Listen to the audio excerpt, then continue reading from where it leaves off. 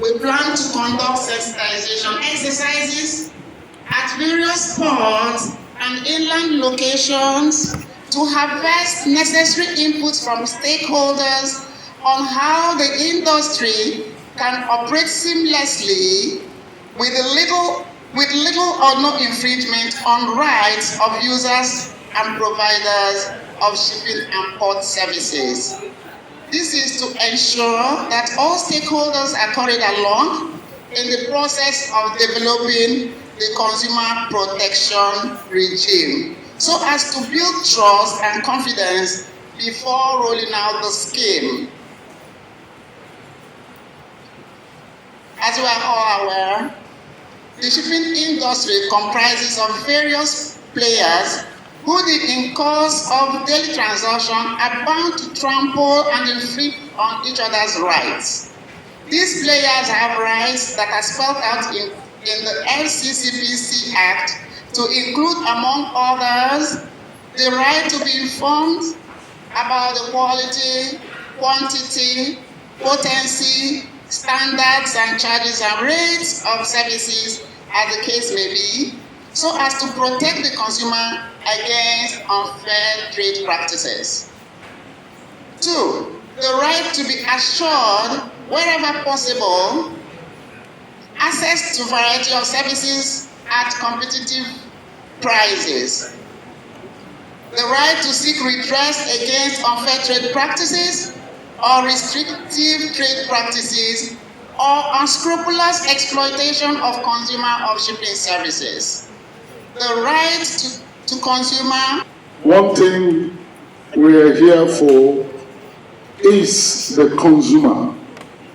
Whether you're a forwarder, you're a shipper, whether you're a council member of the Nigerian Shipping Council, whether you are a member of the board of the FCCPC, what we are all here for is the welfare of the consumer. If all we do has not expressed the interest of the consumer, then we have failed.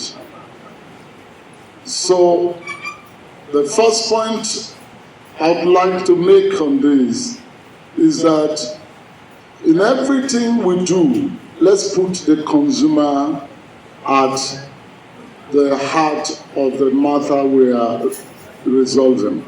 On that note, I want to commend the Executive Secretary. I would like to commend the Council, your Nigerian Shippers Council, for collaborating with us.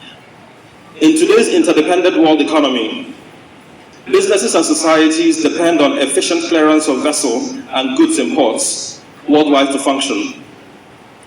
Around 90% of world trade is transported through seas and through ports, and any business that is part of the global supply chain understands and to some degree relies on port services for imports and exports. However, many seaports, at seaports, a lot of corrupt practices happen within the maritime value chain.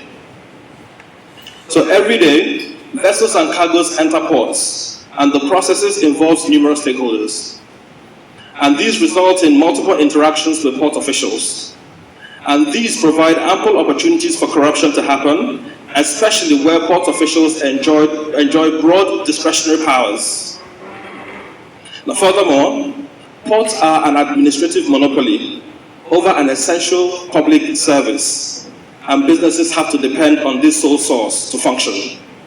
And this creates a breeding ground for coercive corruption, where port officials can extract bribes from port users from performing routine processes during vessel and cargo clearance processes.